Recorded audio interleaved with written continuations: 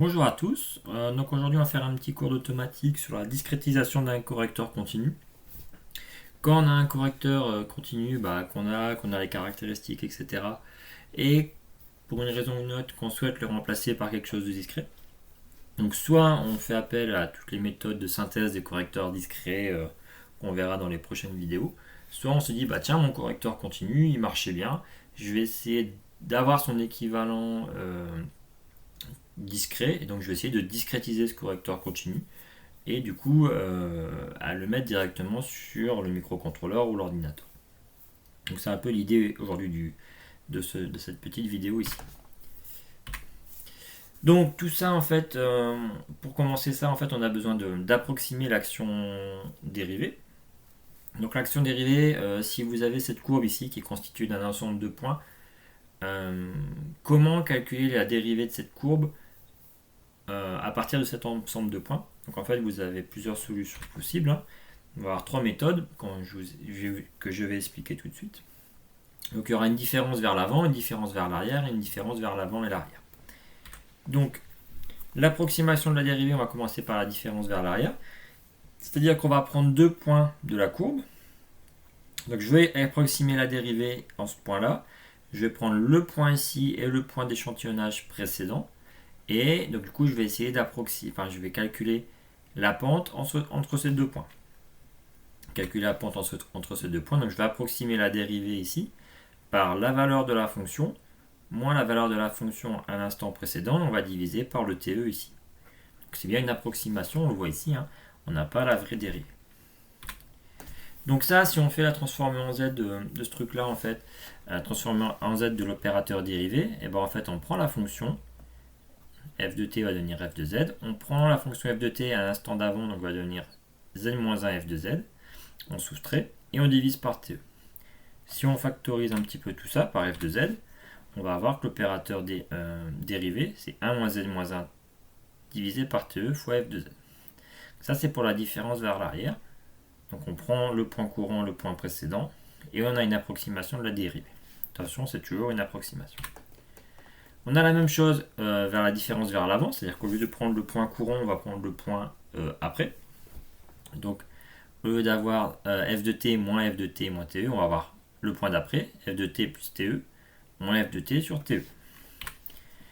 Donc, le point d'après, c'est z f de z, moins f de z sur te. Et du coup, on va avoir du z moins 1 sur te fois f de z. Ça, c'est la différence vers l'avant. Alors attention, on aura toujours une erreur d'approximation, c'est une approximation de la dérivée, il y aura toujours cette erreur. Voilà, mais c'est la deuxième façon de faire. Donc on peut aussi considérer qu'au lieu de prendre le point courant, on va prendre le point qui précède et le point qui suit pour essayer de faire l'approximation. Donc cette approximation sera un petit peu moins fausse que les deux autres, mais du coup on a besoin de ces deux informations là. Donc f de t plus te, moins f de t moins te. Et attention, là on n'a pas une seule période d'échantillonnage, on va en avoir deux, vu qu'on va travailler sur deux intervalles. Et du coup on va avoir du z f de z moins z-1 f de z sur 2te. Du coup l'opérateur dérivé serait z moins z-1 sur 2te. Alors encore une fois, c'est une approximation. Elle est un petit peu moins fausse que les autres, celle-là, mais ça reste une approximation. Donc si on compare ces trois méthodes, donc au niveau de l'équation, je vous les ai rappelées ici. Et en fait, il y a un critère qui est assez important, c'est le critère du retard. Est-ce que ces équations-là induisent un retard? Donc si je veux regarder la différence, l'approximation de la dérivée par l'arrière, donc j'ai besoin du point courant, donc celui-là je l'ai, et du point d'avant, je l'ai. Donc je ne vais pas avoir de retard, donc je peux faire ce calcul en temps réel, il n'y a pas de souci. Par contre, si je veux faire la différence vers l'avant en temps réel, j'ai le point courant, d'accord, mais j'ai pas le point d'après. Donc le point d'après, finalement, je vais devoir l'attendre. Et je vais devoir l'attendre et donner le résultat avec un échantillon de retard. Donc on va introduire du retard ici. Finalement, en plus, on va retrouver le même calcul finalement qu'on avait ici. Pareil pour la différence avant et arrière. Vu qu'on a besoin du point d'après, on va induire un retard. Donc ça, les retards, c'est jamais quelque chose de très bon. Donc en fait, la différence qui va être l'approximation, la dérivée qui va être la plus adaptée, ça va être la différence vers l'arrière. Donc on va avoir l'opérateur de dérivée qu'on va assimiler à 1 moins z-1 sur te. Donc si on a déduit une approximation, attention, c'est pas une égalité, c'est bien une approximation entre la dérivée dérivation dans le domaine de la place et dans le domaine discret, donc le domaine en Z. Donc je rappelle, dans le domaine de la place, on multipliait par P pour dériver une fonction. Donc P serait équivalent à 1 moins N moins 1 sur TE dans le domaine discret. Ça, c'est pour l'action dérivée. Donc maintenant, on va passer à l'action intégrale. Donc l'intégrale d'une fonction, je rappelle, c'est l'aire sous la courbe de la fonction par rapport aux axes 0. Donc cette intégrale continue, l'intégrale de 0 à 4 de f de t dt. Et en discret, en fait, on peut assimiler ça à la somme de tous ces petits rectangles ici. Donc l'aire sous la courbe, on peut l'approximer par l'aire de tous ces petits rectangles. Donc la somme pour chaque intervalle, enfin pour chaque point de discrétisation de la hauteur, donc f à l'instant ite, multiplié par la largeur de ce petit rectangle, c'est-à-dire la période d'échantillonnage. Donc finalement, la transformée en z de l'intégrale de f de t dt, on peut noter par exemple i de z. On peut approximer ça par la somme sur tous les échantillons de z-i, donc c'est-à-dire la valeur retardée de f de z pour l'échantillon i fois te. Alors quand on a cette équation-là, on va essayer d'extraire à partir de là une règle pour l'approximation de l'action intégrale. Donc si je reprends cet échantillon ici, cette valeur-là, en fait on peut dire que l'intégrale, c'est égal à l'intégrale à l'instant d'avant, plus le rectangle correspondant à l'échantillon actuel. Donc i de z, c'est z-1 i, l'intégrale à l'instant d'avant, plus le petit rectangle qui correspond à l'instant présent. Donc si je passe ce côté-là, de l'autre côté, je vais avoir i de z moins n-1 i de z égale fz te. Et du coup, je peux en déduire que l'intégrale, ça va être te sur 1 moins n-1 fois f de z. Du coup, on va avoir une approximation de l'action intégrale, 1 sur p, qui va être équivalent à te 1 moins n-1. Donc, si je résume un petit peu, on a une approximation de l'intégrale qui donne 1 sur p est équivalent à te 1 moins n-1, et une approximation de la dérivation dans le domaine de la place et dans le domaine en z, p qui est équivalent à 1 moins n-1 sur te. Donc, ce qui tombe plutôt bien, parce que ces deux équations-là sont complètement équivalentes. Si on remplace p ici, si on remplace par... Enfin, p1 sur p sont les inverses, et ces deux équations-là sont les inverses aussi. Donc maintenant, comment on fait quand on a un correcteur pour le discrétiser? J'ai envie de dire, c'est tout simple. Prenons l'exemple d'un correcteur PID. On va remplacer la variable de la place, p, par son approximation. C'est-à-dire qu'à chaque fois qu'il y a p, on va le remplacer par 1 moins n-1 sur te. Et on va le remplacer comme ça partout. Donc ça, je vous laisserai faire le détail. C'est un petit exercice qui n'est pas très difficile.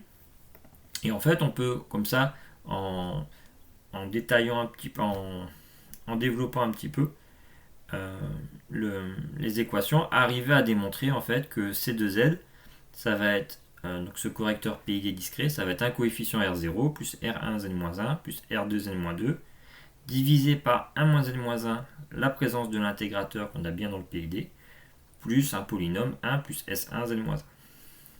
Avec la valeur des coefficients, donc ce que j'avais noté alpha, c'est taux D divisé par taux D plus NTE, S1, R0, R1 et N2. Donc on a une petite particularité, c'est que si la discrétisation d'un correcteur continu va nous imposer qu'on va avoir S1 qui va être compris entre moins 1 et 0. S1 c'est moins alpha. Donc on a taux D, une constante positive, qui va être divisée par la même constante plus quelque chose de positif. Donc ça va forcément être entre 0 et 1. Et comme on prend moins alpha, ça va forcément être entre moins 1 et 0.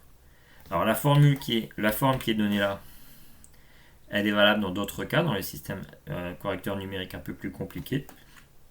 Mais si vous avez fait la discrétisation d'un correcteur continu pour arriver à ce résultat-là, vous aurez forcément le S1 compris entre moins 1 et 0.